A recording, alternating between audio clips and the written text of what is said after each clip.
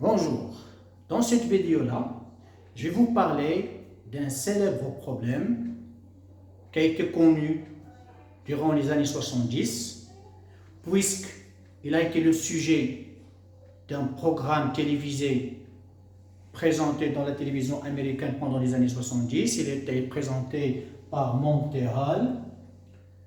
Il s'agissait finalement d'un jeu qui opposait le présentateur du programme et le candidat.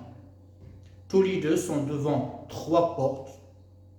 Deux d'entre ces trois portes cachaient des chèvres, une chèvre derrière chacune des portes, et une troisième porte qui cachait une belle voiture. Alors le jeu finalement consiste en quoi? D'abord, le candidat doit désigner une porte parmi les trois de façon aléatoire. Cette porte-là ne va pas être ouverte à présent. Puis, le présentateur, lui, qui connaît ce que cache chacune des trois portes, ouvre une des deux portes qui cache des chèvres. Finalement, le candidat va se trouver devant deux portes, dont l'une a été désignée par lui au départ. Alors, le présentateur pose la question au candidat. En vue de gagner la voiture, il lui demande: est-ce que tu vas garder ton choix initial ou bien tu vas le changer? Donc, le candidat doit prendre une décision pour gagner, bien sûr, la belle voiture. Alors, pour mieux voir et mieux comprendre le jeu, on va suivre la simulation suivante.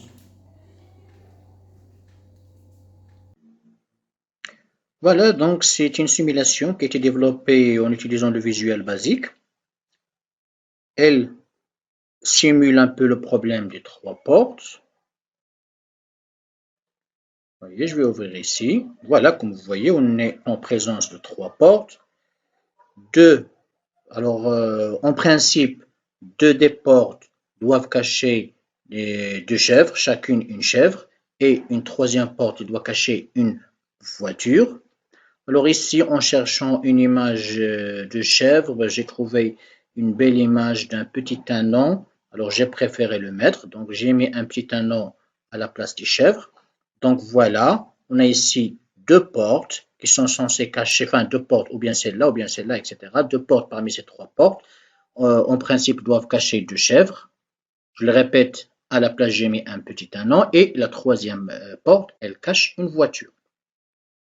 Le problème, alors le jeu consiste en quoi finalement? Ça oppose un présentateur, le présentateur du programme, et le candidat.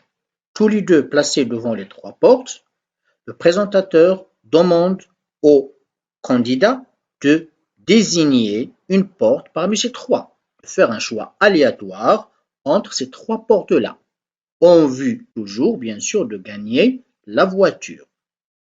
Alors, bien sûr, lorsque le candidat va choisir sa porte, on ne va pas l'ouvrir à présent. Supposons par exemple qu'il choisit celle-là. Voilà, je vais faire ce choix-là. Je précise qu'ici, même en cliquant sur les trois voitures, ils ne vont pas s'ouvrir. Enfin, en cliquant sur les trois portes, pardon, ils ne vont pas s'ouvrir. Maintenant vient l'action du présentateur, Louis. Ce présentateur-là, je précise, elle connaît ce que cache chacune des trois portes. Donc, il va ouvrir une des portes qui cache le petit ânon. Mais c'est pas en cliquant, c'est en cliquant sur l'action du présentateur qui va nous ouvrir, voilà, comme vous le voyez bien, une porte qui cache le petit ânon. Voilà. Donc, il reste ici maintenant, il reste deux portes. Alors, le présentateur va demander au candidat, toujours en vue de gagner la voiture, s'il va garder son choix de départ ou bien s'il va le changer. S'il le garde, donc on va ouvrir cette porte et voir s'il gagne ou non. Sinon, s'il préfère changer, on va ouvrir l'autre porte. Supposons qu'il garde son choix, alors je clique sur cette porte-là et hop, voilà, elle ne gagne pas, il a perdu. La voiture, elle est donc dans l'autre porte. Voilà, on répète l'expérience, j'initialise. Donc, respectant les étapes du jeu, le candidat doit désigner une porte parmi les trois. Par exemple, je désigne celle-là. Le présentateur maintenant va ouvrir une porte qui cache l'anneau, puisque je le répète, le présentateur connaît bien ce que cachent les trois portes. Donc il va ouvrir une des portes qui cache un anneau. Action du présentateur, et voilà, il nous ouvre donc une porte qui cache l'anneau. Maintenant, au candidat de décider s'il va garder son choix et par suite ouvrir cette porte, ou bien changer son choix et par suite ouvrir celle-là pour voir s'il gagne ou non. Alors maintenant, supposons qu'il opte pour le changement, donc on va cliquer sur cette porte, oups, il n'a pas encore gagné. On répète une troisième fois. Donc, je considère par exemple qu'il a choisi, qu'il désigne cette porte-là. Je répète qu'on ne peut pas les ouvrir à présent. L'action du présentateur qui va nous ouvrir une des portes qui cache l'anneau. Et maintenant le candidat devant ces deux portes-là. Supposons encore une fois qu'il va garder son choix. Et il a gagné. L'autre anneau est ici. Une dernière fois, alors le candidat doit désigner une porte parmi les trois, supposons qu'il désigne celle-là. L'action du présentateur qui va nous ouvrir une porte qui cache un anneau. Je répète encore une fois que le présentateur sait bien ce que cache chacune des trois portes. Donc il va nous ouvrir une porte qui cache un anneau. Maintenant le candidat devant ces deux portes, ou bien il va garder son choix, ou bien il va le changer pour voir. Supposons cette fois qu'il change de choix, oups, il ne gagne pas. Et ainsi de suite. Donc, il est bien important de préciser qu'on peut bien gagner en gardant notre choix ou bien en le changeant. Sauf que la question qui se pose est la suivante. Quelle est la stratégie qui va nous garantir une grande probabilité de gain? Autrement dit, est-ce qu'on gagne plus si on conserve le choix ou bien si on le change? Alors c'est là toute la question. Ou bien en d'autres termes, supposons qu'on fait ce jeu 100 fois, 1000 fois, etc. Alors, va-t-on gagner plus de fois si on change ou bien si on garde notre choix? Alors c'est là toute la question donc qu'on va traiter avec vous. Après avoir vu la simulation et bien compris en quoi ça consistait le jeu, alors ce jeu-là, ce programme de divertissement que je viens de dire qui a été présenté durant les années 70 dans la télévision américaine, donc il a suscité, il a créé une controverse en cherchant à l'expliquer, à le comprendre d'une façon mathématique et d'une façon rigoureuse finalement. Essentiellement, ça a créé une controverse entre essentiellement deux clans. Il y a un premier clan qui disait que puisque le candidat va se trouver devant deux portes, donc il y a autant de chances de gagner si on garde notre choix initial que si on le change. Donc on va jouer à une probabilité de 1,5, 1,5. L'autre clan avance que puisqu'il y a deux portes qui cachaient les chèvres et une seule qui cachait la voiture, alors on aura à gagner cette voiture-là si on change le choix à une probabilité de 2 tiers. Pour encore mieux voir, mieux saisir, mieux appréhender la chose, on va suivre cette deuxième simulation. Voilà, donc on revient à notre simulation.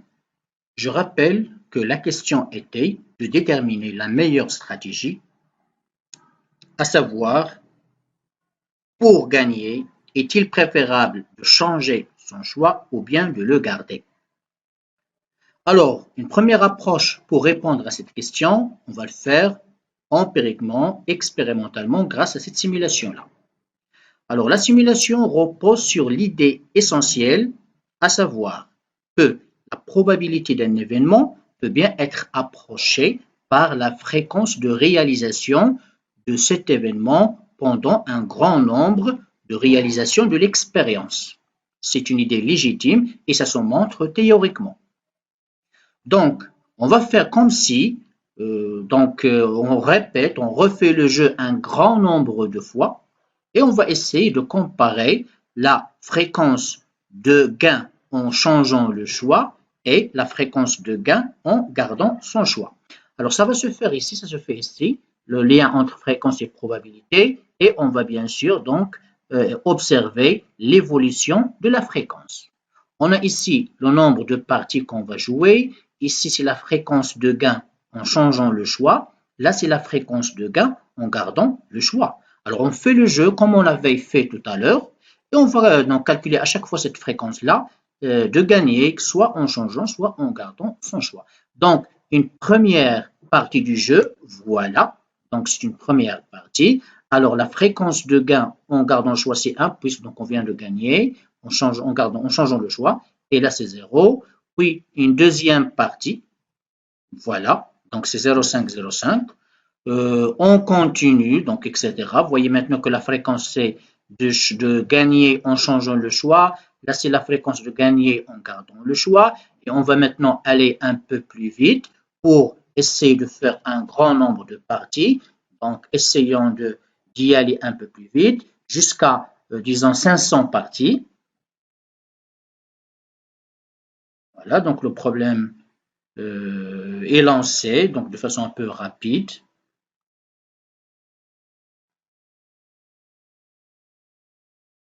Voilà, bon, 510 parties. Alors, 510 parties, remarquons la fréquence de gagner en changeant le choix, c'est à peu près 0,7. Et la fréquence de gagner en gardant le choix, c'est 0,29.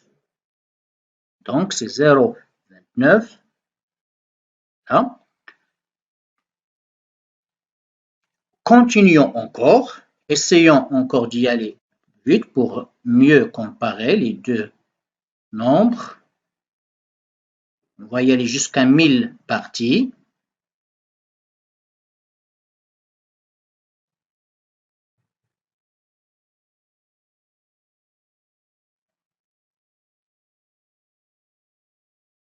Voilà, alors on est à 1014 parties. Alors remarquons maintenant que la fréquence de gain en changeant le choix, c'est 0,668 et la fréquence de gain en gardant le choix, c'est 0,331 à peu près.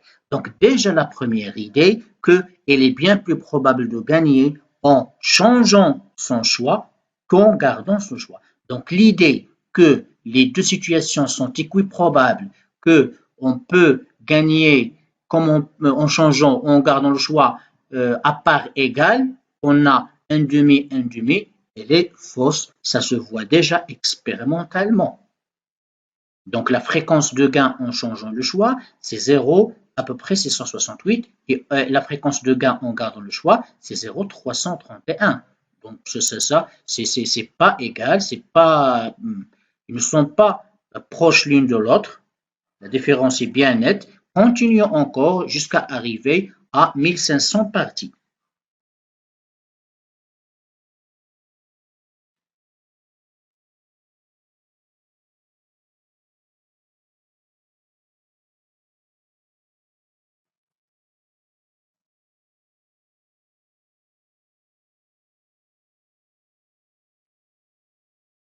Voilà, maintenant on est à 1519 parties. Alors encore, la fréquence de gagner en changeant le choix, on voit bien, c'est à peu près 0,679.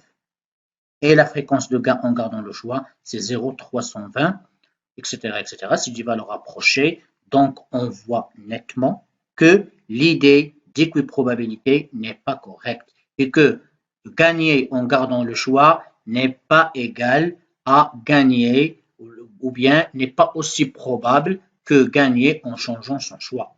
elle est bien plus probable de gagner en changeant son choix qu'en gardant ce choix-là.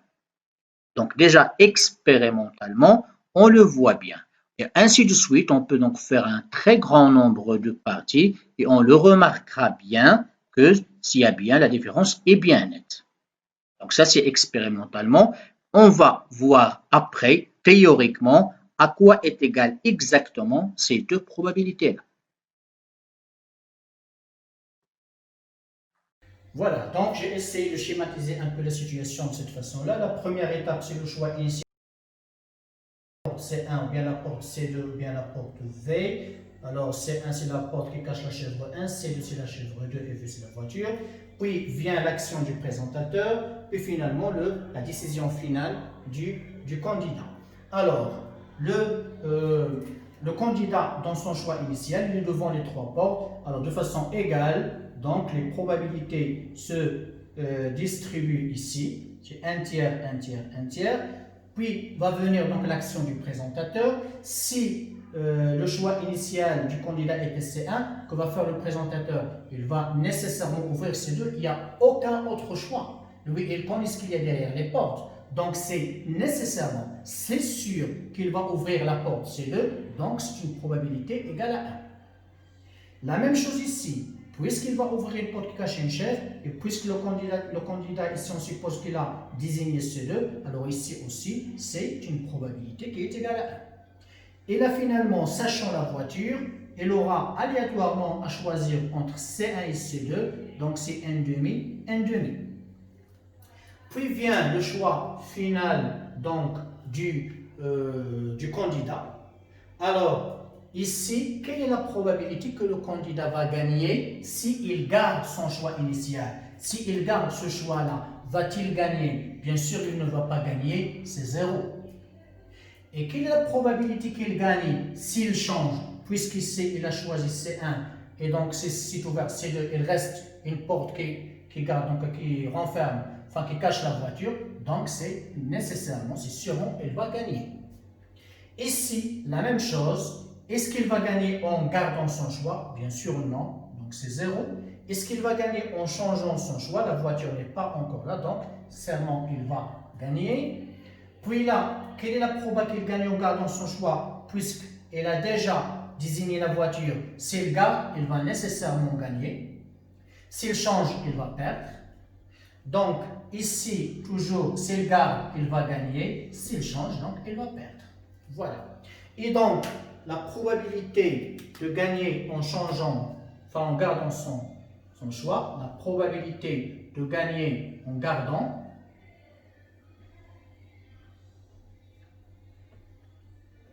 donc, d'après cet arbre-là, donc c'est 1 tiers fois 1 fois 0, plus, donc c'est 1 tiers fois 1 fois 0, vous voyez bien, gardez donc 1 tiers fois 1 fois 0, plus 1 tiers fois 1 fois 0, plus 1 tiers fois 1 demi fois 1, plus 1 tiers fois 1 demi fois 1, plus 1 tiers fois 1 demi fois 1. 1 tiers fois 1 demi fois 1. Alors ça donne quoi finalement ça?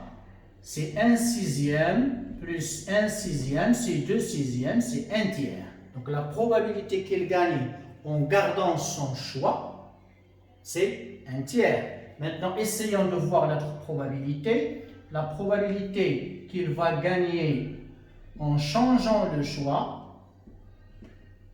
alors, ça va être quoi? Gagner en changeant, c'est 1 tiers fois 1 fois 1, plus 1 tiers fois 1 fois 1, c'est ça, plus 1 tiers 0 plus 0, voilà. 1 tiers fois 1 demi fois 0, 1 tiers fois 1 demi fois 0. Alors ça donne quoi finalement? Ça donne 1 tiers plus 1 tiers, c'est 2 tiers. Voilà. Donc la probabilité qu'il gagne en gardant son choix, c'est 1 tiers. La probabilité qu'il gagne en changeant son choix, c'est 2 tiers. Donc comme on l'a bien vu dans la simulation, la probabilité de gagner en changeant le signe est le double de la probabilité de gagner en gardant le signe. Alors bien sûr, méditez au problème. Si vous avez des remarques, faites-moi vos remarques. Essayez de bien voir la chose et d'y réfléchir.